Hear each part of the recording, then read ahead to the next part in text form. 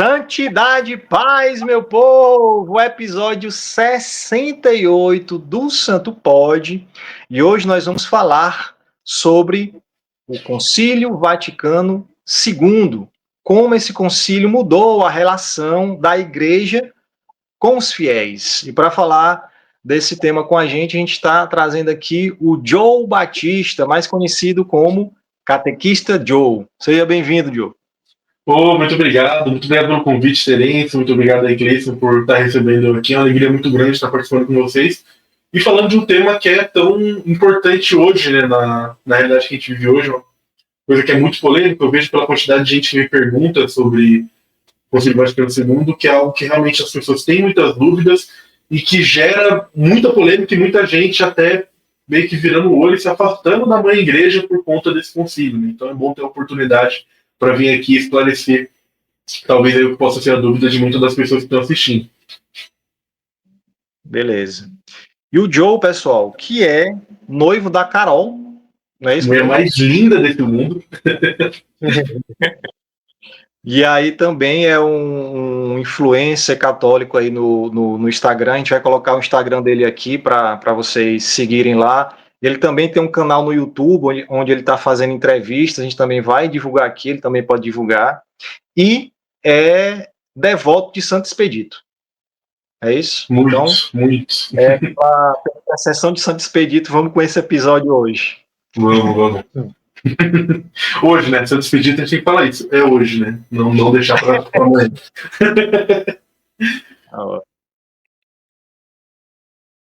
Pois bem, Joe, já dando início aqui ao nosso episódio, a gente gostaria de saber quando é que começa mesmo essa história do catequista Joe e do influencer. Quando é que são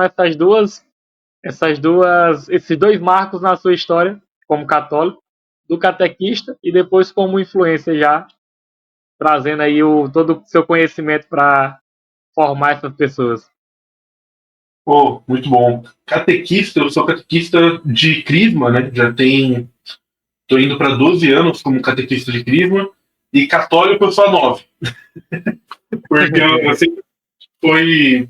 Brinco não, porque é uma realidade, né? Foi minha ação como catequista foi o que fez com que eu tivesse uma conversão verdadeira, porque eu era ali um católico que só seguia a vida ali e tal, não me importava muito.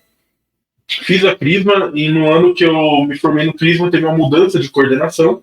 Com essa mudança saíram muitos catequistas, estavam precisando de novos catequistas lá, e a pessoa que entrou, ela era uma amiga da minha família, né? E como estava precisando de catequista, ela falou: Joe, você é inteligente, vem aqui e você vai me ajudar. E aí ela me arrastou para virar catequista. E foi a partir disso, ali com uns 2, 3 anos ali de eu sendo catequista, ali pelos meus 18 para 19 anos, foi que eu comecei a criar vergonha na cara, de começar a tentar viver aquilo que eu estava explicando. Então, assim, primeiro de começar a estudar mais a fundo, né, de não só fazer uma pesquisa rápida, de chegar ali e falar qualquer coisa e inventar coisa na hora, de realmente me aprofundar no estudo, e de perceber que eu, como catequista, tinha que viver aquilo que eu falava. Não podia... Essa hipocrisia foi uma coisa que começou a me levar para ter uma conversão verdadeira, né? Então, a partir dali eu comecei a realmente ser católico, mais ou menos por essa época também que eu comecei a namorar com a Carol, né? E a partir daí foi desenrolando a minha vida como católico, né? Então primeiro eu virei catequista, depois eu virei católico, me converti de verdade. Aí, para eu entrar aqui para parte mais de rede social, acho que tem 1 ano e meio, quase 2 anos que eu tenho essa ação, né? Eu comecei no TikTok, e eu comecei por conta da minha noiva. A minha noiva também é criadora de conteúdo católico, né? Ela também é missionária digital, e ela fazia lives no TikTok, e eu gostava muito de, quando eu estava na casa dela, eu participar da live junto com ela, tal, a gente ficava respondendo as perguntas do chat, era muito bom, eu gostava bastante. E eu já tinha muita vontade de criar conteúdo, né? Antes de decidir sobre o que eu ia falar, eu já tinha essa vontade de criar conteúdo, porque eu consumia muito conteúdo sobre criação de conteúdo. Então eu via muita gente falando sobre algoritmo, muita gente falando sobre edição de vídeo, é uma coisa que eu sempre me interessei. Então já era uma vontade que eu tinha, eu só não sabia ainda sobre o que eu ia falar. né? E aí, a partir dessas lives da Carol, eu queria começar a participar quando eu também não estava na casa dela. Só que na época, no TikTok, para você subir na live de outra pessoa, você tinha que ter um número mínimo de inscritos, de seguidores ali, né, no seu canal. E aí, como eu só tinha o TikTok ali, eu nunca usei ele, não tinha nenhum seguidor, né? Aí eu falei, pô, então eu preciso arrumar alguns seguidores aqui para conseguir entrar na live dela. E é a partir daí que eu comecei a criar, a princípio, só no TikTok, e aí depois eu passei pro Instagram, que é hoje onde eu mais tenho seguidor e tudo é no Instagram, né? Eu me volto bastante para ali. E aí a partir daí foi crescendo, foi começando a dar certo, foi começando a tomar gosto pela coisa.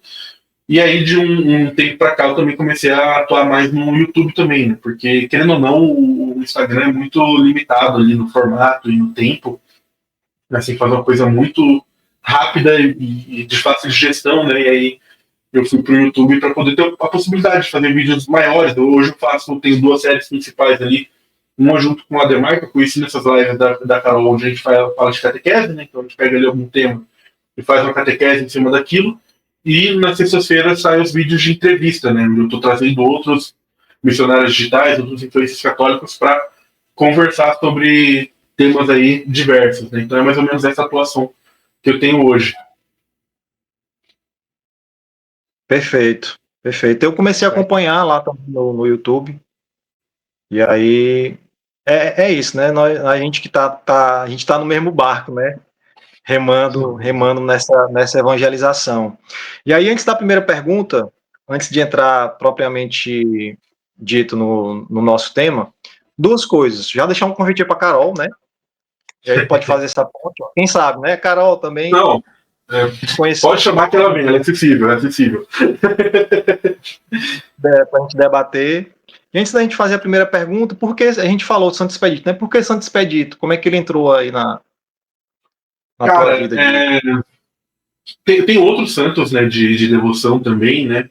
Eu sou muito devoto de São Tomás de Aquino, de São Miguel, mas Santo Expedito, ele é o que me pega mais, porque eu sempre falo, quando as pessoas me perguntam, né, tipo, como escolher um santo de devoção, eu sempre falo que você, para escolher ele, aquele santo de devoção, você não pode olhar para os pontos positivos dele, você tem que olhar para as falhas que ele teve e sim enxergar essas falhas. Né? E aí, para caso alguém não conheça aqui a história de Santo Expedito, né, ele era um legionário romano, e ele ele já tinha um chamado ali a conversão, ele já tinha vontade de se converter, mas ele tinha muito medo, né, de se converter, tinha muito medo ali de se declarar como católico. Afinal de contas, aquilo ali na época era uma certeza de martírio, né, não à toa ele é mártir. Então, mas ele ficava postergando, ele ficava deixando para amanhã, e aí o que você vê ali na imagem dele hoje é justamente o momento de conversão verdadeira dele, que foi um sonho que ele teve, onde ele viu um corvo que ficava, né, gritando ali crasso, né, crasso, o barulhinho do corvo, que ali no latim antigo significava amanhã. E é por isso que a imagem dele é assim, é ele vestido de legionário romano, com a palma, né, a folha da palmeira, que significa o martírio dele, pisando em um corvo, que está falando crasso, e segurando uma cruz escrita hoje, né, hoje. Então, ele é um santo que fala muito, ele tem o padroeiro das causas impossíveis, né, e ele vem muito com essa ideia de não postergar a sua conversão, não deixar a sua conversão para depois. Eu falei para vocês, fiquei 2 anos atuando como catequista sem ter uma conversão verdadeira, né, então eu me enxergo muito nesse aspecto dele de ser uma pessoa que, às vezes por medo, às vezes por comodismo, postergar as coisas, postergar o que tem que ser feito, postergar a conversão.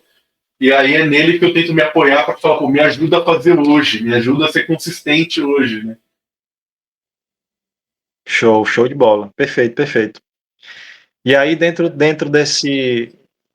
dessa questão do hoje, do que a gente tem que fazer, lá atrás, né, a igreja, no tempo do Concílio Vaticano II, passava, né, o mundo passava por algumas mudanças, e aí a igreja teve que não se moldar ao mundo, né, mas entender como é que o mundo estava ali para poder tornar a doutrina mais acessível, né. Então já lança a primeira pergunta para ti nesse sentido, né, qual foi a motivação, né, as motivações dessa reunião do concílio para ele acontecer, E como foi que as conversas, né, eles buscaram, nas conversas lá entre os bispos, né, eles tentaram resolver os problemas que tinham ali naquela época. Acho que a motivação principal ali para o Concílio Vaticano II foi a Igreja refletindo sobre o mundo moderno e como atuar nesse mundo moderno, né? Mas isso não é uma coisa que João 23 acordou e falou, quero fazer. Isso aí já era um desejo da Igreja que vinha de antes, né? Para a gente entender o Concílio Vaticano II, a gente tem que primeiro olhar para o Concílio Vaticano I. Isso é uma coisa que eu vejo poucas pessoas falando, de que as coisas que foram discutidas no Concílio Vaticano II, em tese, já eram para ter sido discutidas no Vaticano I. O Concílio Vaticano I ele durou 2 anos ali, 1869 a 1870, se eu não estou muito enganado, sou terrível com data, mas eu acho que é isso. E ele foi encerrado mais cedo do que o previsto, não foi discutido tudo que tinha para ser discutido. Ainda assim, né, teve muita coisa discutida ali, a gente teve dogma proclamado no Concílio Vaticano I, né, o dogma da infalibilidade papal, mas não deu tempo de se discutir essa relação pastoral da Igreja. E por que não deu tempo? Porque a gente está ali no período da Guerra de Unificação da Itália, né? A Itália não era um país soberano ali, e é o momento onde isso acontece em vários outros países ali da Europa, mais ou menos por essa época, é o momento onde a Itália se unifica. E ali a questão do Vaticano era um ponto muito importante, né? Como é que ia ficar o Vaticano nessa unificação da Itália e tal. E a Itália queria que se lasque a Igreja, a gente quer aqui o Vaticano como um território da Itália e pronto. Tanto que assim, o Vaticano só foi ser reconhecido da maneira que a gente tem hoje, que o Vaticano é um país separado dentro de Roma, isso foi ali já décadas depois do Concílio Vaticano I. E justamente nesse contexto aí, o Vaticano ele é invadido, né, pelas tropas italianas. Teve muito tempo ali as tropas francesas defendendo o Vaticano e garantindo essa ação soberana do Vaticano ali, até que a Itália invade e toma por conta também da guerra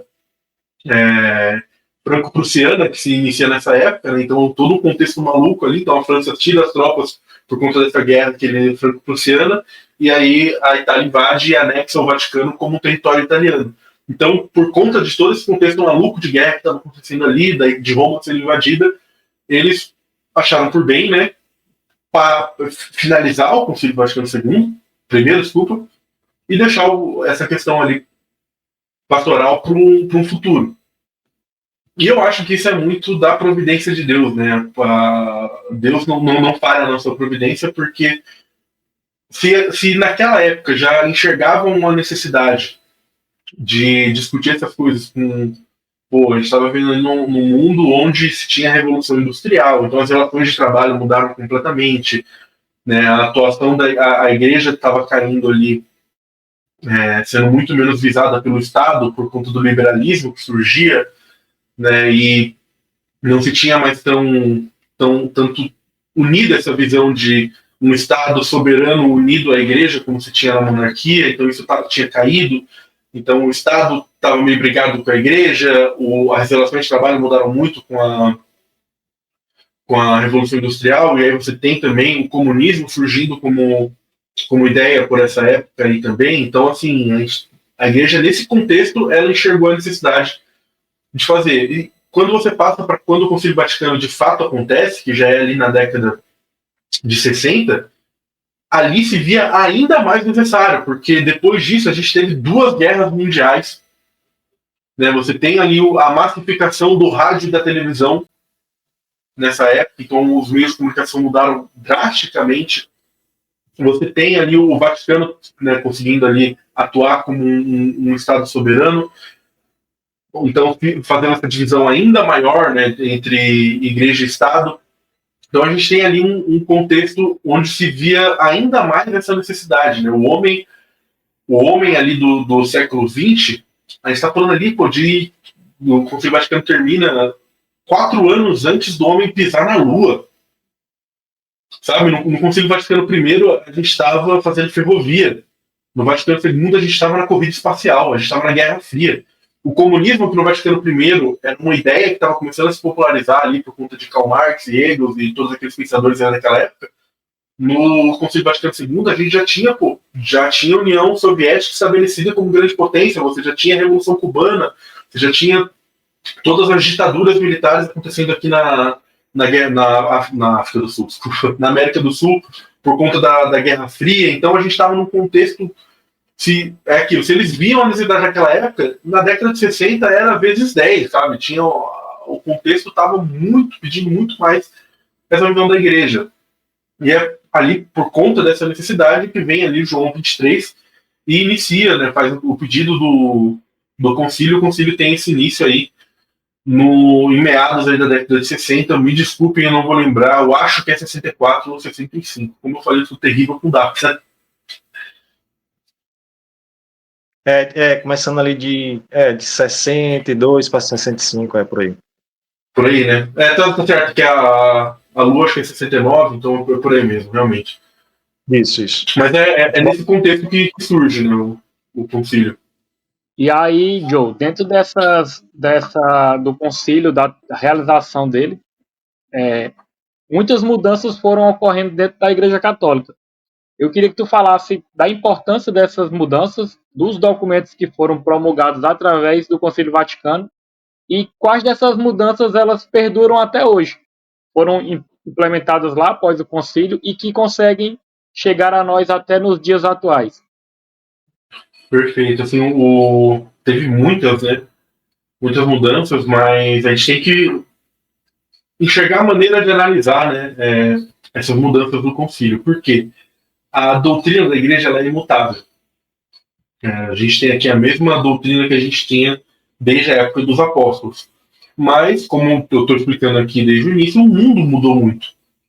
E aí a igreja ela tem que se adaptar a esse mundo onde ela está e ela tem que agir de acordo com esse mundo. E isso não é uma ideia modernista, algo que a igreja chegou ali no século XX e falou, não, a gente tem que se adaptar ao mundo e se modernizar. Não é esse o pensamento. A igreja sempre agiu assim. É só você ver, por exemplo, o Concílio de Trento, né? A gente está falando de uma igreja que vinha ali com, por exemplo, diversos ritos diferentes, uma pluralidade de ritos muito grandes. Você ia ali em uma cidade, você rezava a missa de um jeito, em outra cidade, você rezava a missa de outro jeito diferente, né? Sempre, obviamente, mantendo ali a matéria, mantendo ali a fórmula. Então eram missas válidas, só que eram missas diferentes entre si, porque eram ritos diferentes, assim como hoje. A gente tem a missa que a gente reza desse jeito, e você vai ali para uma igreja suiures oriental, tem a missa, tem o pão, tem o vinho, tem a transubstanciação, mas é uma missa ali diferente da maneira que a gente reza aqui, né? Então você tinha essa pluralidade muito grande de ritos, e aí naquele contexto onde surge o protestantismo, onde surge uma nova missa, e aí entre todas as outras possíveis, que era o que os luteranos faziam, que eles nem acreditam em transubstanciação, a Eucaristia nem é um sacramento para eles. Mas com o surgimento disso ali, com os anglicanos, a igreja falou, olha, peraí, a gente tem que definir muito bem o que é o rito.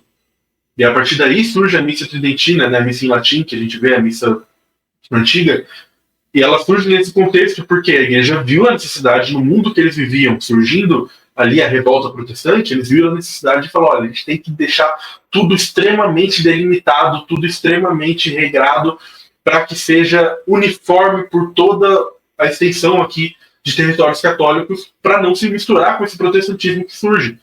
Né? Então, o que o Vaticano II fez não é diferente nesse aspecto do que o Concílio de Trento fez, não é diferente em tantos outros concílios que a gente teve ao longo da igreja. Né? É sempre bom a gente se lembrar disso, porque quando a gente está falando aqui de mudanças que foram trazidas pelo Vaticano II, muita gente já torce o nariz e acha que por existir uma mudança, automaticamente ela é errada e é modernista, porque a gente tem que seguir a igreja de sempre, a gente tem que fazer a missa de sempre. Não é por aí. Né? A gente tem que seguir a doutrina de sempre, como eu falei, o ensino da igreja é imutável, né? A verdade não muda, mas o mundo muda. E a igreja tem que agir de acordo com isso. A gente rezava nas catacumbas lá nos primeiros séculos, não porque a gente achava legal a catacumba, não era. Catacumba fedia, era onde estava morto, enterrado. Era um lugar terrível de se estar. Mas a gente estava nas catacumbas porque era o contexto que se vivia na época pedia. A gente estava sendo perseguido, a gente estava sendo morto. Era o lugar onde a gente tinha para fazer os encontros. Né? Então, e isso foi mudando, a gente pôde entrar e, por exemplo, cristianizar templos pagãos, num lugar onde era um templo pagão, a igreja vai lá e faz, agora isso aqui vai ser uma catedral. né? E a igreja vai fazendo isso. Então, ao longo de toda a história, a gente foi se adaptando à situação que a gente estava, né? Como eu falei, desde ali de se esconder até tomar o lugar pagão e transformar num lugar cristão, até ser extremamente restritivo e quase com um cabresto, assim, obrigando cada... A missa tridentina, ela tem disposição, assim, de centímetros de como as coisas têm que estar dispostas no altar, sabe? Porque tinha que falar, tem que ser exatamente assim para não se misturar com esses protestantes que surgem agora. E aí o Vaticano II vem nesse contexto para dar uma enxugada nessas redundâncias trazidas aí nessa missa tridentina. Não é o foco principal, tá? Acho que é um dos assuntos que mais se debatem no Vaticano II, essa questão do Sacrosanto Concilium, que vem ali pedir essa reforma litúrgica, mas ela não é nem de longe o principal tema debatido ali. E aí, a partir disso, foram trazendo essas mudanças, né? Mas entrando propriamente nas mudanças do Concílio Vaticano II, a gente tem que falar aqui dos documentos, né, que foram promulgados nesse concílio. A gente tem 16 documentos, né, e aí são os principais, né, os maiores documentos que a gente mais olha para eles, são as 4 constituições. E aí, dentro dessas 4 constituições, você tem 2 que são mais importantes, vamos dizer assim, né, que são constituições dogmáticas. Então, você tem 2 constituições dogmáticas, 2 constituições, e aí depois você tem decretos, né, que aí vai falar sobre atividade missionária da igreja, né, a relação dos leigos, que esse é um ponto muito importante, vai falar sobre meio de comunicação, né, sobre rádio, sobre TV, e depois você tem as declarações, né, e as declarações são os documentos menores ali, que vai falar, só que também gera muita polêmica, né, vai falar, por exemplo, sobre o trato com religiões não cristãs, né, sobre liberdade religiosa. Eu acho que é um dos documentos que mais dá polêmica no Vaticano II, é justamente um desses documentos menores, que é a declaração, até deixei anotado aqui para eu não falar errado, Dignitatis Humanae, né, que é sobre liberdade religiosa. Então, só que, como eu falei, é uma declaração, é uma coisa menor, né? Qual que eram os principais ali, as constituições dogmáticas? É a Dei Verbum e a Lumen Gentium. A Dei Verbum, ela é sobre a revelação divina, e a Lumen Gentium, ela é sobre a igreja, né? E nessas aí existe polêmica também, tem muita coisa ali, por exemplo, a polêmica recente aí com o CDB, que a gente viu deles atacando o catecismo, né? Um dos principais pontos que eles atacaram é o ponto que vem da Lumen Gentium, né? Que é a questão ali do subsiste in, né? A Igreja de Cristo, ela é ou ela subsiste? Essa questão aí foi trazida na Lumen Gentium, né? Que é uma constituição dogmática. Então, assim, isso já é outro ponto que é interessante a gente entrar, porque muita gente fala, olha, você não precisa seguir o Vaticano II porque ele não é um concílio dogmático, ele é um concílio pastoral. Como se isso fosse uma coisa extremamente bem estabelecida dentro da igreja. Deixa eu falar para vocês, não é. Né? Todo concílio, até chegar no Vaticano II, foi um concílio que foi dogmático, ou seja, proclamou um novo dogma. E o Concílio Vaticano II não proclamou nenhum dogma. Isso quer dizer que a gente não tem que seguir ele de forma alguma. Ele segue sendo um concílio, ele foi pedido por um papa, aprovado por um papa e aprovado por todo o colégio de bispos. Então não é porque ele não proclamou nenhum novo dogma que ele tem que ele pode ser deixado de lado, ele pode parar de ser seguido. Ele não proclamou nenhum novo dogma porque ele não discutiu. Tudo que ele discutiu que era dogmático já tinha sido estabelecido como dogma. Por isso que a gente tem essas 2 constituições dogmáticas, né? Então não tinha necessidade ali nele de proclamar nenhum novo dogma. Entra muito no que eu falei, de ele ser basicamente a continuação do Vaticano I. Então, onde tinha necessidade de se proclamar dogma, já tinha sido discutido e sido proclamado ali no Vaticano I. São 2 concílios próximos, né, um do outro. Então, os dogmas já tinham sido proclamados ali no Vaticano I, e essas constituições dogmáticas, ela traz esse peso, né? A constituição em um concílio, ela é uma constituição dogmática. Você não pode simplesmente chegar e falar que ela é herética, que ela é modernista, ela é dogmática, ela está reafirmando um dogma da nossa fé. Então você não pode simplesmente, porque você, Alecrim Dourado, não gosta do termo subsiste in, falar que ele é um termo herético, né? Eu acho que até é interessante a gente entrar um pouquinho nesse termo aí, porque realmente foi uma coisa que deu muito pano para manga ultimamente, só para fazer uma explicação rápida de por que esse termo está lá e por que ele não é errado.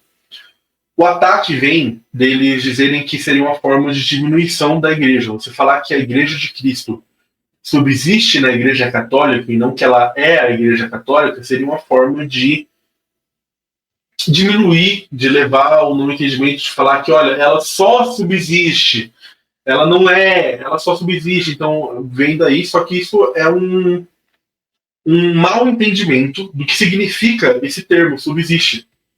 Porque quando a gente está falando aqui de subsiste, a gente está falando do ser em excelência, do ser na maior excelência possível do ser. Né? Então, quando o Concílio Vaticano II está falando que a Igreja de Cristo subsiste na Igreja Católica, ela está trazendo um ponto que a emergência também discute, que é a existência de elementos santificadores fora das paredes visíveis da igreja. Então, assim, você pode, por exemplo, ir para uma igreja oriental e você vai ter sacramentos lá. Né? Então, o sacramento ele é uma fonte de bênção, ele é uma fonte da graça divina. Apesar de eu ver gente atacando até isso hoje, o que eu acho que é uma loucura assim também. Gente, é um sacramento válido. Não tem como você falar com uma pessoa que comunga, que tem uma comunhão válida, aquela comunhão ali não vai estar trazendo graça para essa pessoa. Graça santificante, né? Então, o que se subsiste bem? Para falar, olha, apesar de fora do limite visível da igreja, a gente ter esses elementos, então a gente tem ali, por exemplo, a igreja protestante que tem a Bíblia, né? Aquilo ali, o que ela tem de bom ali é parte da igreja católica, vem da igreja católica, né? Mas a gente fala que está fora do limite visível, porque a gente tem aqui a nossa organização de igreja, e aí fora dessa organização de igreja a gente vê esses elementos, mas esses elementos acontecem dentro da igreja católica, né? Então, assim, o que o protestante tem de bom, ele tem de católico. O que o ortodoxo tem de bom, ele tem de católico. Então, como existe essa compreensão de que existe a igreja visível que a gente vê aqui, e fora dela existem elementos que podem santificar uma pessoa, que podem dar bênção, que podem dar graça para uma pessoa, como existe esse entendimento, houve foi acrescentado esse termo subsiste para falar, olha, pode até ter algo fora da igreja que seja da igreja, mas só a igreja católica subsiste nessa igreja de Cristo. Então, só a igreja católica tem a plenitude da igreja de Cristo, só a igreja católica tem a universalidade do ensino de Cristo, a universalidade dos sacramentos, a universalidade ali. É só aqui que isso que eu falei ali que era válido também é lícito. Né? Porque não é porque um ortodoxo, por exemplo, tem uma missa válida que ela é lícita, que eu posso participar. Eu não posso participar de uma missa ortodoxa, só em casos, né, por exemplo, que seja a única missa que eu posso comparecer. Então eu não posso sair daqui e ir numa missa ortodoxa, aqui na minha cidade está cheio de missa do rito latino para ir. Mas a missa que está lá é uma missa com transubstanciação. O que eles estão comungando lá é o corpo de Cristo. Então, se eles têm esse elemento, tem. Mas só na igreja católica você tem a plenitude. Por isso que a igreja católica, por isso que a igreja subsiste na igreja católica.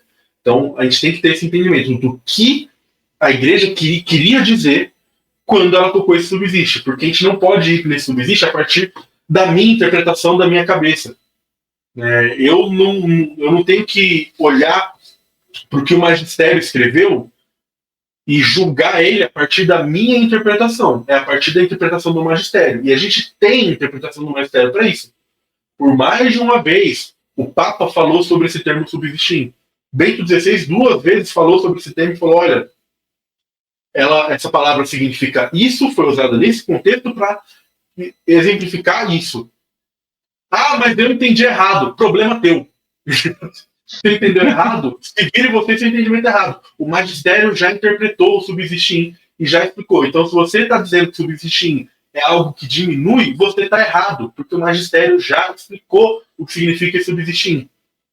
Só estaria errado se Bento XVI viesse e falasse, olha, a gente colocou o subsistir porque a gente não queria magoar as pessoas que estão fora da igreja, a gente queria só dar a entender que uma parte da igreja é a igreja católica, uma parte da igreja cristã é a igreja católica, mas tem coisa fora. Se ele viesse e falasse isso, aí ele ia estar errado. Porque aí ele ia estar entrando em contradição com outros dogmas da nossa fé. E aí, se ele fizesse isso, Cristo teria mentido, porque as portas do inferno iam ter prevalecido sobre a igreja. E se Cristo tivesse mentido, ele não era a verdade. E se ele não é a verdade, tudo que a gente vive não faz sentido. Eu viro ateu, eu largo tudo, largo minha fé, largo minha igreja e vou viver no mundo. Vou pra galera. Eu sempre falo isso nas minhas catequeses, eu sempre falo isso com meus filhos. Eu falo, olha, é muito fácil você acabar com a igreja católica. É só um papa subir ali e dar uma declaração ex-cátedra que vá contra um outro dogma. Um papa fez isso, acabou. É simples assim, o papa falou, acabou. É isso, acabou. Acabou a igreja católica se isso acontecer. E não aconteceu em 2000 anos, né? Eu acho que foi Cristo pegando ali um papel de seda e falando, olha, isso aqui que eu dou aqui que garante que vocês estão certos. E se alguém Mas se alguém rasgar, então eu tô errado. Mas não vão rasgar. E aí vai passando de mão em mão por 2000 anos. E até hoje não rasgar. Mas tem alguma coisa nesse papel? Se alguém... Não, é um papel de seda. Se alguém pegar, vai conseguir rasgar. Se o Papa consegue subir lá e falar uma heresia, consegue. Mas ele não vai. Por que ele não vai? Porque Cristo prometeu que ele não ia. Né? Então, a gente tem que ter esse entendimento aqui do Concílio Vaticano II de que nada que é dito aqui, nenhuma mudança que ele traz é algo que vá contra a doutrina anterior da igreja e que quando a gente tem alguma dúvida, a gente não tem que partir da nossa interpretação, a gente tem que partir da interpretação do magistério. O que o magistério quis dizer quando ele disse isso? O que o magistério quis dizer quando ele escreveu a Lumen Gentium? E não o que eu entendo dela. Né, mas vindo também, partindo mais aprofundado aqui essa questão das mudanças. O que o Vaticano muda? O Vaticano II muda? Ele muda o que pode ser mudado. E é justamente por isso que ele é um concílio pastoral. Porque as coisas que ele mudou podem ser mudadas novamente no futuro. Porque são coisas que já foram mudadas antes. Entrando aqui no que mais causa polêmica, uma das coisas que mais causa polêmica aqui de mudança do Vaticano II, missa nova. Primeiro, a missa nova não foi promulgada dentro do concílio, né? Dentro do concílio foi pedido a reforma litúrgica. Então a missa nova só vem ali alguns anos após o Concílio Vaticano II. Mas é uma mudança que vem, né, a partir do concílio. Foi o concílio que pediu para que fosse feita essa reforma litúrgica. É algo que a igreja já tinha plena autoridade para fazer. Como eu falei no começo, foi feito em Trento. A missa de Trento, a missa tridentina, ela não é a missa de sempre porque ela sempre foi rezada. Ela é a missa de sempre porque toda a missa é a missa de sempre. Os elementos que foram trazidos ali na missa tridentina foram definidos ali no Concílio de Trento no século XVI. Por mais que sejam elementos que estavam presentes antes, né? Muita gente já me falou isso, né? Eu já falei sobre esse tema, e muita gente me fala, não, mas a missa tridentina pegou ali elementos que vinham do século IV e do século V, e foram coisas que foram se desenvolvendo naturalmente. Sim, foram. Mas ainda assim teve um momento que a igreja sentou e teve que escolher, falar, isso eu quero trazer, isso eu não quero, isso eu quero trazer, isso eu quero remover, isso eu quero enxugar, isso eu quero acrescentar. E isso foi feito no século XVI. Da mesma forma, a missa de Paulo VI que a gente tem hoje. Né? Ela foi decidida ali no século XX? Foi. Mas ela está trazendo elementos ali desde sempre da igreja. Né? O incenso não é uma coisa que Paulo VI inventou. Já tinha anteriormente, tudo que a gente está fazendo ali já tinha anteriormente. Inclusive, eu faço aqui um convite para todo mundo que está assistindo de procurar a carta de São Teodósio, se eu não estou muito enganado. Tem um vídeo no meu canal sobre isso. Como eu falei, sou terrível com essas coisas, mas eu acho que São Teodósio. No século II, ele foi perguntado pelo imperador o que era esse povo cristão que estava surgindo, né? E aí ele foi descrever para o imperador como que eram as reuniões do povo do povo cristão. E você vai ver ele escrevendo ali, ele está descrevendo a missa de Paulo VI, cara. A mesma ordem, é ali procissão de entrada, aí entra a liturgia eucarística, é feita as leituras, depois vem a liturgia da palavra, depois entra a liturgia eucarística, é apresentado o pão, tem o ofertório, tem o ósculo, que é o abraço da paz. Tem ali tudo, cara, da mesma estrutura que a gente tem hoje, né? E por que a igreja teve essa ideia de mudar e trazer essa mudança, esse novo missal, essa nova missa? Porque a igreja vê a necessidade de que o homem moderno entendesse o que ele estava participando. A gente tinha uma missa que não era rezada na vernáculo, que era rezada em latim, e isso estava afastando o homem moderno. O homem moderno não se interessava por isso, não participava disso. E isso não é algo, de novo, que é invenção do Vaticano II. Tem um livro que chama Missarium Solemnum, acho que é isso. É algo nessa linha. Inclusive, eu tenho muita vontade de ler ele, eu não li. Quem quiser aí me dar de presente, deve estar só uns R$300, um livro desse tamanho, assim. Mas que ele é dividido em duas partes. A primeira parte dele é basicamente um compilado de história da liturgia da missa. Né? E ele foi terminado de escrever ali pouco tempo antes do Vaticano II, e ele está ali basicamente tentando debater e entender o que dentro da liturgia é essencial. O que tem que ter para a gente poder chamar isso aqui de missa. E ele vai ali contando toda a história da missa, como surgiu, como os elementos foram surgindo e foram entrando dentro do rito. E a conclusão que ele chega no fim do livro é, olha, a gente inevitavelmente vai chegar numa reforma litúrgica. A gente vai precisar fazer uma reforma litúrgica para voltar a ter mais participação do leigo na missa. Essa é a conclusão que ele chega. E pouco tempo depois, o Vaticano II. Né? Esse livro foi amplamente utilizado nas discussões do Vaticano II para justamente ter esse entendimento do que ele debateu ali de o que é essencial. Porque, me desculpa, a missa tridentina eu não quero, pelo amor de Deus, não entendo assim que eu tô fazendo um ataque. Ela é linda, é linda. Queria participar mais do que eu já participei, porque eu acho um rito extraordinário, é belo. Mas ela tem algumas redundâncias. E o Vaticano II veio para falar, olha, vamos tirar essas redundâncias e tentar trazer o leigo para mais perto e participar mais. Então a possibilidade que a gente tem hoje, por exemplo, de um leigo fazer a leitura é com o Vaticano II, entende? E aí ele vem trazendo essas mudanças. Essa missa no vernáculo, que é uma mudança assim, que como eu falei, a missa tridentina ela é linda, mas ela é linda porque eu hoje sei o que é cada passo do que está ali. Eu hoje sei tudo o que está acontecendo. Eu estudei liturgia, eu estudei os sacramentos, eu sei o que está acontecendo em cada momento. Mas para uma pessoa que não sabe, já é difícil ela participar de uma missa normal, se a pessoa não entende. Aí se ela está numa língua que ela não fala, aí dificulta mais ainda, entende? Então, assim, foi uma mudança que eu vejo como necessária. A gente precisa essa participação, o leigo ser mais ativo dentro da liturgia, de entender o que ele está falando, dele rezar junto com o padre. Gente, pô, antes do Concílio Vaticano II, as pessoas iam para a missa e elas ficavam rezando o terço. A pessoa ia para a missa e isso são relatos assim, que é fácil de você encontrar na internet. Fala como é que era a missa antigamente. Pô, no meio da missa, os homens saíam para fazer uma pausa para fumar um cigarro. Você não estava entendendo nada mesmo. E aí ficava ali a mulher dentro ali de véu rezando o terço, o homem do lado de fora fumando cigarro, conversando, depois voltava, as pessoas comungavam e iam embora. E a igreja viu a necessidade de mudar isso, de trazer a pessoa para mais perto para que ela entendesse o que estava acontecendo ali, né? Então essa, como eu falei, não é a principal mudança do concílio, mas é uma das que mais impacta o nosso dia a dia hoje, né? Então, e é algo que traz muita polêmica, né? Não vai acabar esse povo falando mal da missa nova, falando que a missa nova acabou com o mundo, e que, nossa senhora, a gente já está vivendo no paraíso se não tivesse a missa nova e tal.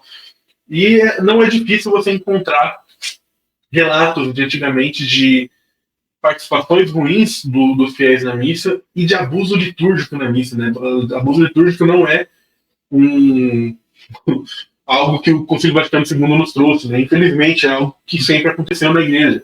Você vai ali pegando os relatos dos santos, tem uma santa agora, não lembro qual, mas ela escreve uma carta onde ela fala dos absurdos que ela vê, que era muito comum um padre ter uma vida imoral e, como ele não queria comungar em pecado mortal, ele omitia coisas ali na missa e não rezava a fórmula ali na hora da consagração para não ter missa, para não ter transubstanciação e ele não comungar em pecado mortal. Então, basicamente, as pessoas nem estavam participando de uma missa. Isso é uma coisa que acontecia. O padre chegava, olha, sei lá, tem um namorado aqui, tô pegando a vizinha, tô fazendo coisa errada, tô em pecado mortal, vou aqui chegar, e aí na hora ali do este é o meu corpo, este é o meu sangue, falava absolutamente qualquer outra coisa, porque ele sabia que se ele fizesse isso, ele invalidava a missa, não tinha transubstanciação, levava o povo a cometer idolatria, porque o povo adorava um pedaço de pão, que não era verdadeiramente o nosso Deus, e seguia a vida com isso. E, pô, de novo, não tô falando isso como um ataque àquilo, não entendo como um ataque à missa tridentina, eu amo a missa tridentina, mas essas coisas que a gente vê hoje, essas barbaridades que a gente vê hoje, não é algo de hoje, é algo que a igreja sempre enfrentou, infelizmente sempre teve padre ruim. Hoje a gente tem os padres ruins ali da teologia da libertação que vão estar fazendo missa numa churrascaria e vai estar usando uma estola LGBT, e isso é terrível e a gente tem que combater isso. Mas a gente não combate isso atacando um concílio válido da igreja. A gente não vai abandonar e pular fora da barca por conta disso. Eu sempre falo isso. Você não mata uma vaca que está com carrapato. Você trata o carrapato da vaca. Você não pode pegar e enxergar um problema na igreja e atribuir isso ao Concílio Vaticano II e, em nome de uma defesa da tradição, abandonar o magistério. Sabe? Então a gente tem que ter muito formado isso na nossa mente, assim, de que a gente tem que estar dentro da barca de Pedro. A gente tem que aceitar o Concílio Vaticano II, a gente tem que aceitar essas mudanças trazidas por ele. Outra mudança que é, assim, essa é uma das que eu particularmente mais gosto, até porque é o que permite que a gente esteja aqui hoje, fazendo o que a gente está fazendo, e um dos maiores efeitos de hipocrisia das pessoas que atacam o Concílio Vaticano II, que é a atuação dos leigos. O Concílio Vaticano II debateu muito sobre a atuação dos leigos, sobre apostolado leigo. E a igreja fala que o leigo tem que ter apostolado, o leigo tem que ter ação evangelizadora. E aí, se hoje existe espaço para que eu seja catequista, e para que eu, sendo catequista, possa também ter um apostolado digital aqui, e eu possa ser um missionário digital, e eu possa evangelizar as pessoas através da internet, é porque a igreja falou no Vaticano II que o leigo tinha que ter o seu apostolado, e porque ela falou ali sobre os meios de comunicação, que esses meios tinham que ser utilizados para a evangelização. Então, quando você vê surgindo movimentos aí de leigos na internet atacando o Concílio Vaticano II, é de uma hipocrisia assim, sem tamanho, sabe? Porque a pessoa só tem a possibilidade de fazer isso dentro da igreja no Concílio Vaticano II. Se você não gosta do Concílio Vaticano II, se coloque no seu lugar de leigo e fica quieto.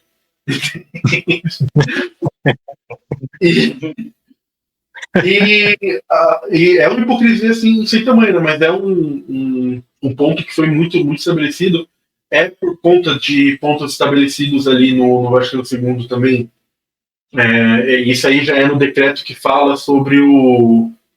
Não é no decreto que fala sobre os leigos, é no decreto que fala sobre o sacramento da ordem. Que ele fala sobre os prelados, é por isso que a gente tem a Opus Dei.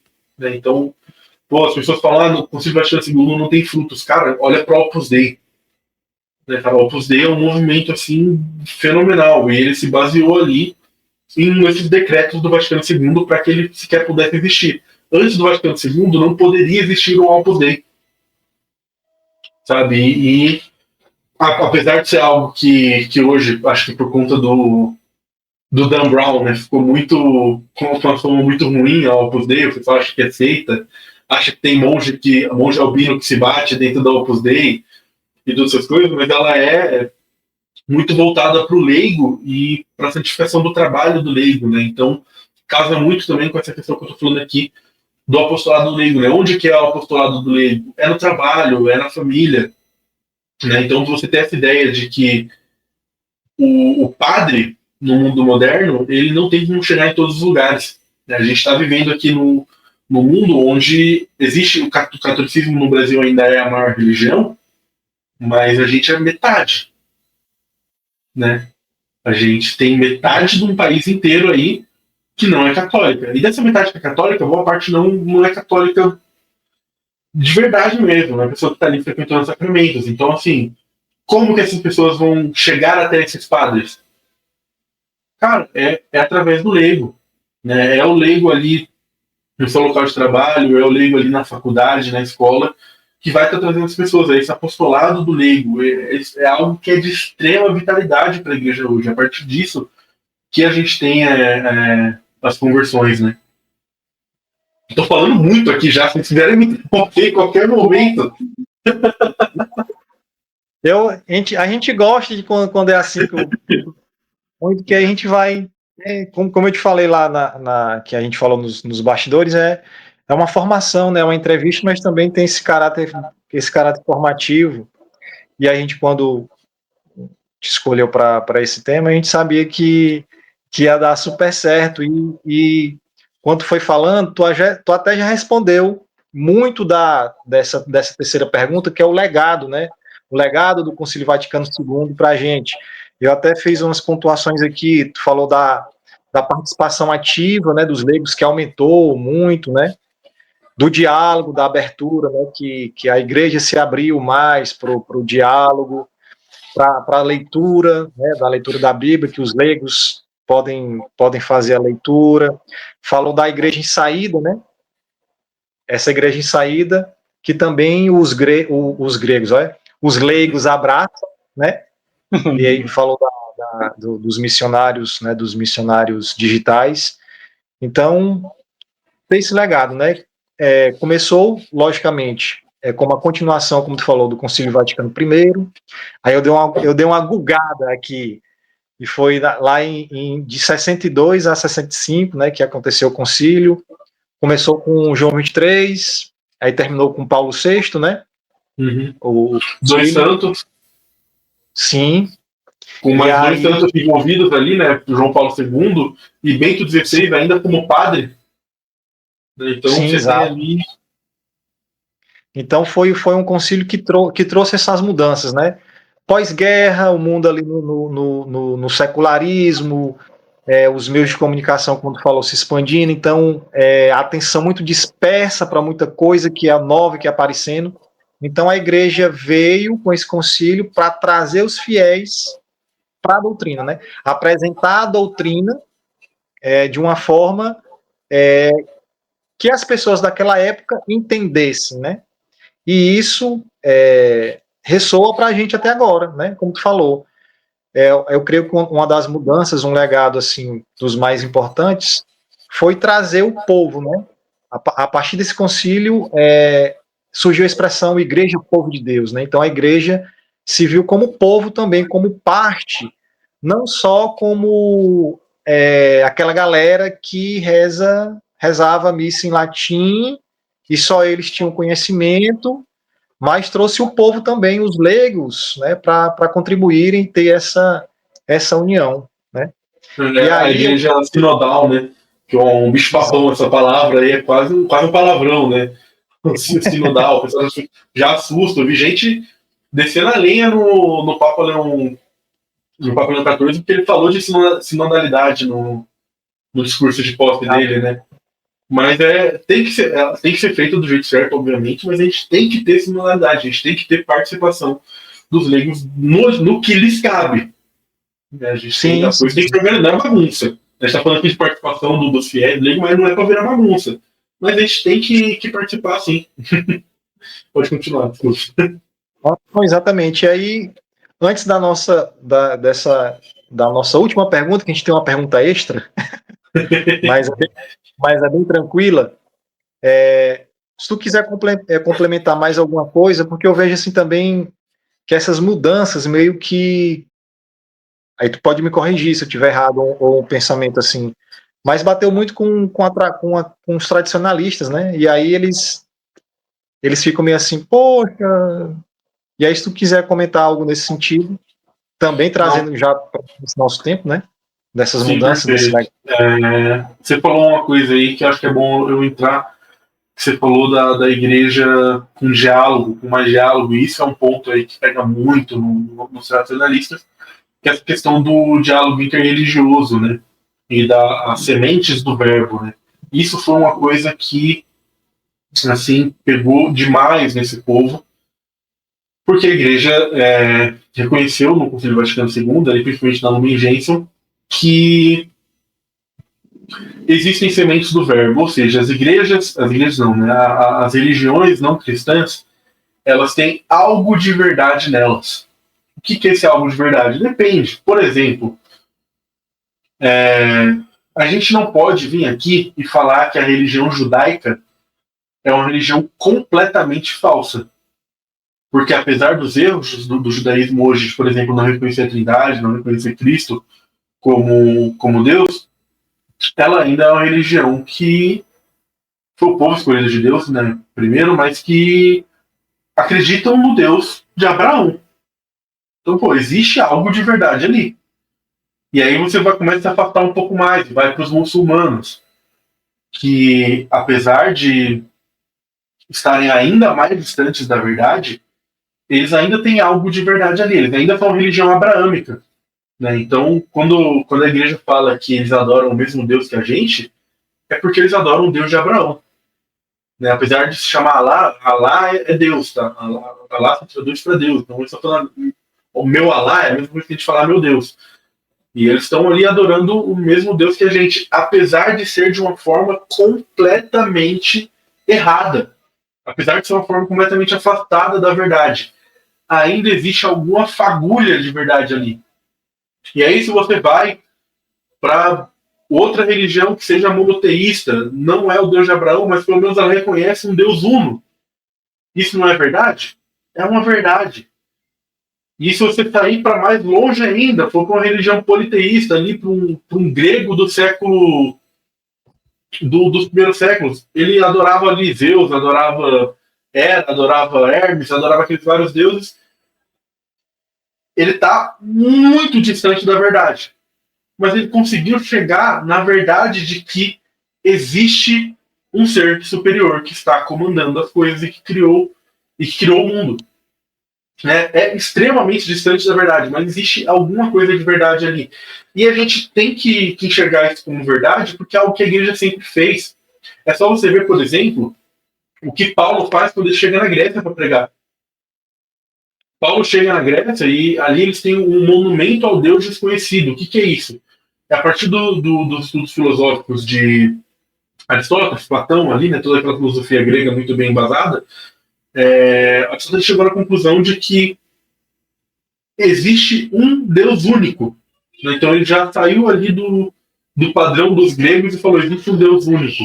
E aí, por conta disso, você tinha ali um monumento ali na Grécia que era um obelisco ao Deus desconhecido. Porque eles não sabiam quem que era esse Deus, eles sabiam que tinha um Deus. Isso é extremamente distante da verdade. Mas é algo verdadeiro. E é algo que Paulo usa. Porque Paulo chega lá e fala, este Deus desconhecido é aqui, Jesus Cristo. Então ele traz ali um elemento pagão, um elemento de paganismo, que existia uma fagulha de verdade naquilo, e ele utiliza aquilo para trazer aquele povo para a verdade plena. Né? Então, o Concílio Vaticano II também vai falar sobre isso. Ele vai falar, olha, existem essas sementes do verbo, essas fagulhas de verdade, em outros lugares que não sejam a igreja visível que a gente vê. E, de novo, estou falando aqui de estrutura visível, porque se tem algo que é bom, belo ou verdadeiro, já é católico e não sabe. Entende? Então, assim, o que o protestante tem de bom é da igreja católica. Existe um elemento de verdade na igreja católica, na igreja protestante, eles têm a Bíblia. É incompleta, mas eles têm a Bíblia. A Bíblia não é verdadeira? A Bíblia é verdadeira. Então eles têm um elemento de verdade ali. E o que eles têm de verdade é católico. Eles podem não aceitar, mas é católico. Um protestante que é batizado e teve um batismo válido, ele pode não aceitar, mas ele é católico. Ele é participante da Igreja de Cristo. Se ele tem um batismo válido, ele é católico. Entende? Então, assim, a gente tem que ter esse entendimento ali que vem para debater, e isso causa assim, uma azia muito grande nos tradicionalistas, essa visão. Mas, como eu estou falando aqui para vocês, ela é uma visão correta. Eu não estou citando aqui só o Concílio Vaticano II, estou levando ali para a Bíblia, cara. É o que a igreja sempre fez. Você vai no Vaticano, tem um obelisco no meio da Praça Central do Vaticano. O obelisco é um símbolo pagão. Né? A gente converteu os vikings, a gente pegou a cruz celta, todo mundo conhece aquela cruz dos vikings lá, e transformou e falou, agora isso aí é a cruz de Cristo. Né? A gente pegou ali as árvores de Natal ali, que tem uma origem pagã e foi protestantizada e trouxe para dentro da nossa igreja. Né? Então, assim, a gente pegou ali, tinha a árvore de Thor, e aí São Bonifácio foi lá e derrubou essa árvore e falou, agora é a árvore de Natal, a árvore de Deus. E aí os protestantes utilizaram isso dentro de casa, a gente viu, achou bom e trouxe para dentro da nossa casa também. Entende? Então, assim, a igreja sempre fez isso. A igreja sempre enxergou fagulhas de verdade. De novo, a gente não está colocando aqui em pé de igualdade, a gente não está falando aqui que uma pessoa, por exemplo, que participa do espiritismo, ela é a mesma coisa que a gente, não é. Né? A igreja católica subsiste, a igreja de Cristo subsiste na igreja católica, não só na igreja católica que tem plenitude. Mas existe alguma coisa de verdade ali. E a gente pode utilizar isso para trazer essas pessoas para a verdade plena. O foco principal desse diálogo interreligioso, e o Vaticano II deixa isso claro, é trazer as pessoas para dentro da igreja católica. Porque, me desculpa, você chegar e botar o dedo na cara de um macumbeiro e falar que ele vai para o inferno, não vai converter ele. Você chegar em um protestante, aí já não é diálogo interreligioso, é ecumenismo, falar que ele vai queimar no mármore do inferno porque ele escutou Martinho Lutero, não vai converter ele. A gente não vai chegar e falar que essas coisas estão certas, mas a gente vai buscar o que a gente tem, aonde a gente se conecta, a gente vai buscar aonde eles têm bagulho de verdade e a partir disso puxar eles para cá. É isso, essa que é a função do diálogo interreligioso, essa que é a função do ecumenismo. É você olhar e falar, eu sempre falo isso quando me perguntam muito isso na live, porque pô, minha live, cara, no TikTok é ataque protestante sem parar, é ameaça de morte, é gente me xingando. E aí vira mexe, não fala que não tem raiva dos protestantes, não, eu falo, cara, não tenho raiva, eu tenho que lembrar que no fim do dia tem mais coisa que aproxima a gente do que separa. Que apesar de ele estar atacando a Igreja Católica, ele reconhece Cristo como Deus. E isso já é um passo gigantesco para ele ser católico. Ele reconhece Cristo como Deus. Um protestante que eu consegui explicar para aquele protestante, ele conseguir entender a magnitude que é a Eucaristia, esse protestante se converte, cara. Porque aquele cara já ama Cristo. E se ele conseguir entender que a gente aqui tem, que a gente vai estar consumindo Cristo, a gente vai estar tendo ali uma teose, a gente vai estar tendo uma deificação e recebendo o corpo de Cristo, o cara nunca mais vai querer aquele suco de uva e aquele pão, entendeu? O cara vai querer buscar porque a gente tem a verdade. Né? E o concílio vem para reafirmar isso. As pessoas pegam e fazem assim uma leitura fundamentalista do concílio, fazem o que a gente critica tanto os protestantes de fazer com a Bíblia, eles fazem isso com o magistério. E aí pegam esse subsiste in e tira de contexto e dá outra explicação e ataca. Pegam ali o parágrafo falando dos muçulmanos e tira de contexto e ataca, porque o amarelinho aqui, ele fala que os muçulmanos têm que se converter. Mas aí ele pega ali o trechinho que fala que eles adoram o mesmo Deus e, meu Deus, é um escândalo. Né? Sendo que o próprio catecismo do São Pio X também reconhece que eles acreditam no mesmo Deus que a gente. Né? E eles ficam procurando esse pelo em ovo, fazendo essa leitura fundamentalista, tirando coisa de contexto para atacar o magistério. Você fala, o tradicionalismo, o problema dele é, em nome da tradição, ele abandona o magistério, ele ataca o magistério. E não é assim que funciona. Você tem que ter a tradição em união com o magistério, em união com as escrituras. A gente não pode denegrir um para exaltar o outro. A tradição, ela é interpretada pelo magistério. É o magistério que vai olhar para a tradição e falar, é assim que se realiza ela. Não é eu. Não é o Terêncio, não é o Cleison, não é o Chico que está aí gravando. É o magistério. Se eu quero entender como que é a relação da igreja com outras igrejas, com outras fés, eu tenho que ver como que o magistério se pronuncia sobre isso. E a gente tem que entender o mundo que a gente vive hoje. Desculpa, a gente não pode ter uma igreja que vai estar falando que a gente tem que ter um estado profissional católico.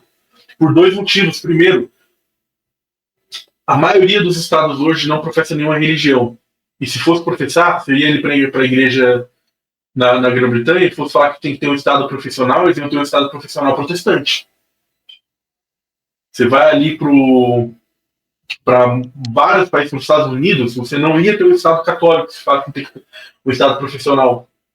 Então, você falar que o Estado tem que ter uma profissão de fé, você vai estar efetivamente prejudicando a Igreja Católica. Mas você vai ter, né, países onde seria o Estado profissional católico, você vai ter outros países onde isso não seria, isso prejudicaria a população católica desses países. E nos países onde a gente teria o Estado profissional católico, também ia prejudicar a Igreja Católica. Ou você vai falar para mim, vai olhar na minha cara, olhar para o Estado brasileiro e falar: esse Estado ia estar melhor se ele falasse que ele é católico. Ia estar pior para a Igreja. Aí você ia ter o mensalão, ia estar envolvido o padre junto, entendeu? Então, assim, a gente não dá. O mundo que a gente vive hoje não permite que a gente tenha essa visão. A gente tem que lutar para que no futuro a gente possa ter isso de volta. Temos, e a gente tem que lutar para isso. Mas hoje esse barco já partiu. Você não tem como voltar, não tem como você ficar achando que o Brasil vai acordar amanhã e vai virar uma monarquia. Não vai. Então, você pode gostar da monarquia à vontade. Mas você tem que entender o mundo que a gente vive hoje. E a igreja tem que atuar no mundo que a gente vive hoje. A igreja não tem que ficar lá batendo o pé e falando: tem que voltar à monarquia. Não vai voltar. Não vai voltar. A igreja tem que trabalhar com isso. Ela tem que trabalhar com o mundo que a gente vive hoje. Né? E trabalhando nesse mundo vai gerar, infelizmente, esses grupos que não vão ter esse entendimento, que vão, assim, ele já vai ali para a fraternidade Pio X, que vai atacar, que vai... E começa o início ali da treta do Lefebvre, não foi nem com a questão de missa. Começou com essa questão aí do diálogo interreligioso. Que ele assinou, né? Lefebvre tá lá, as atas do Vaticano II, ele era bispo, ele assinou, ele aprovou tudo que estava lá, para depois dar os frutos dele. Né? Mas sem ter esse entendimento. A igreja, ela tem a tradição imutável, a doutrina é imutável, mas os tempos mudam e a atuação da igreja muda. E a atuação da igreja não mudou no Vaticano II. A atuação da igreja sempre mudou ao longo do curso da história. O Vaticano II foi só mais uma vez onde a igreja teve que mudar a atuação dela. A gente já teve, como eu falei, teve momentos onde a igreja era perseguida, teve momentos onde a igreja era a religião oficial do Império Romano, teve momentos onde o rei tinha que ter o aval do Papa, e o Papa tinha um rito para a coroação de reis. O rei era coroado numa missa. Hoje a gente não tem mais isso. E a gente tem que trabalhar com o que a gente tem hoje. A gente tem que parar de viver nesse mundo das ideias e trabalhar com o que a gente tem hoje. Perfeito, Joe. Perfeito. Show, Joe.